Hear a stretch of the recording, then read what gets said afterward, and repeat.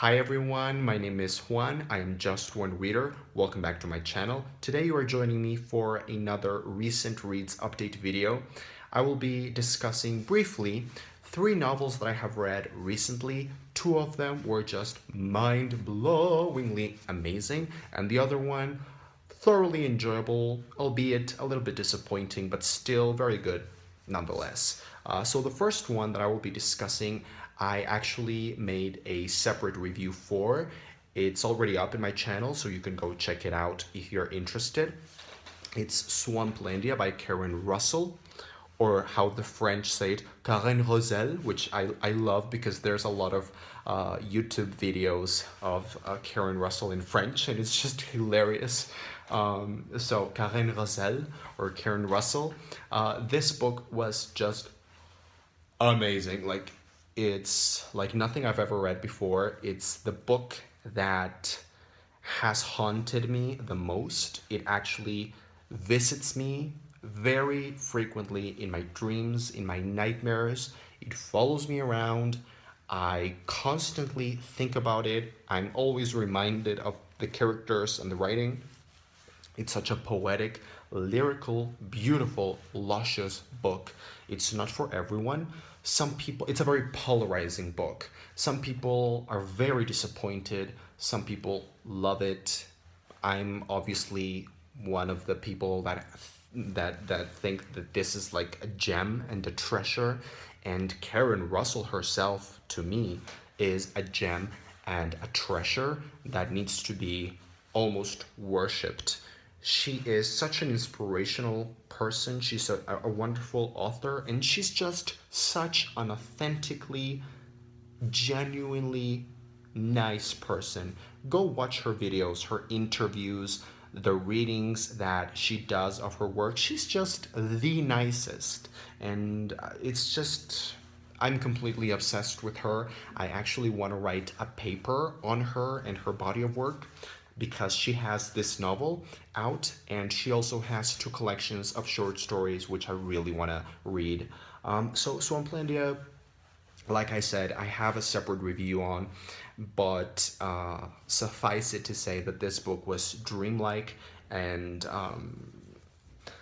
it's very much like a dream. It feels very much like a dream. I've always found it very fascinating and interesting that every human being dreams. We all share that experience. We have that in common. Everyone dreams, but everyone dreams in a different way. And it's just such a unique, personal, custom made experience based on your personality. And also, dreaming is an experience that you can never really communicate fully to another person. It's just yours. You can try to communicate it to someone else. You can try, but you will never fully achieve it because it's a dream.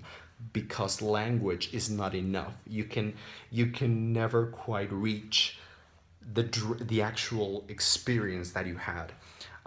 So that thing is what Swamplandia feels like to me. And it's just unique and wonderful, and I absolutely adored it. I'm still not sure if I should give it a 4.5 or an actual 5-star rating, which means a lot. I'm still torn, but it's just such a wonderful, unique novel. After Swamplandia, I read Neverwhere by Neil Gaiman. This is actually a reread for me. I read it originally 10 years ago, at least, probably more. And I found it very enjoyable still. The characters, very interesting. The world building, super fun, really weird and dark and playful. The biggest pro that I saw in this reread of Neverwhere is the storytelling itself. The storytelling is everything. And Neil Gaiman is just a master storyteller. So if you enjoy someone like feeling that an author is whispering the story in your ear, that's what it feels like. It feels so wonderful in terms of storytelling.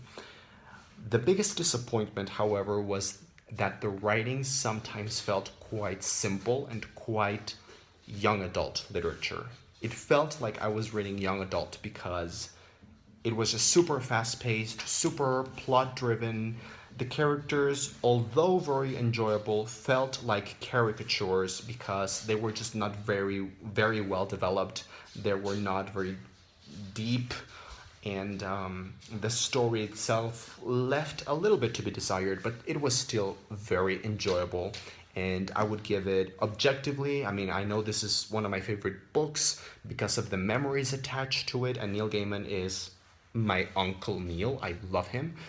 So in my heart, it deserves 5 stars, but I know that objectively, it is no more than a 4-star rating book. So 4 stars, more or less. And the last book is The Vegetarian by Han Kang. I cannot believe that I waited so long to finally pick it up and read it. I have had it on my shelf forever, and it has actually just won the International Man Booker Prize. It is a Korean novel translated into English by Deborah Smith, and it's just amazing. I'm just going to read you a little bit of the blurb. It says, a beautiful, unsettling novel in 3 acts about rebellion and taboo, violence and eroticism, and the twisting metamorphosis of a soul. And that's exactly what it is. It's about this character, this woman, called Younghee, or at least that's how I pronounce it in my head, Younghee. And she has a dream, and this dream causes her to develop some sort of psychotic state, pretty much. She becomes a vegetarian. I'm not saying that being a vegetarian is a psychotic state, but that's how things start to unravel, and she becomes a vegetarian, and then later on she gets worse and worse and worse and worse and worse, and it's just fucking awful for her. And something that I really enjoyed about this novel was the narrative style and the structure of it's divided into 3 acts, and each act is told from a different point of view of a different character, but it's never told from her actual point of view. It's always from someone else.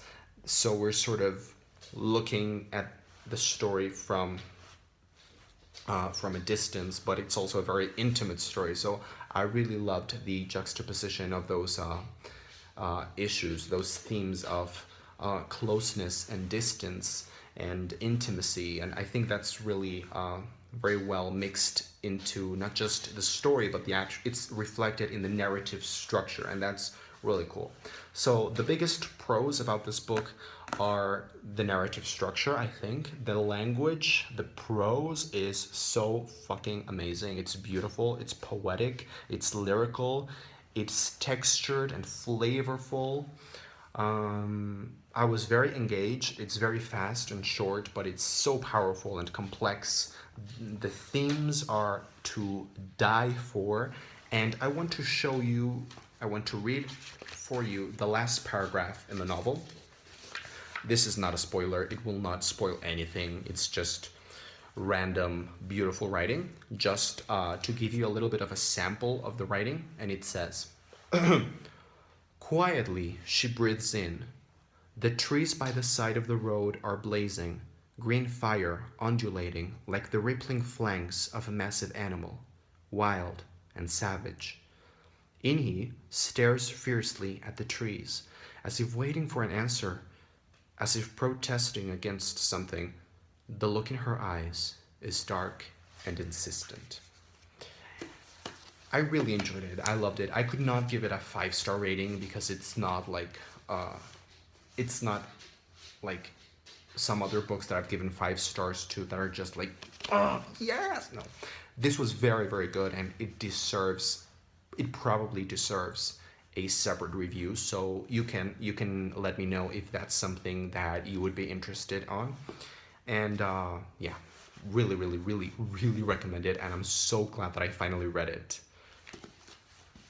So guys, that was it for today. Those are the 3 books for my recent reads video. Thank you very much for watching. I'm really looking forward to your comments down below so we can have a conversation about this, and I will see you next time.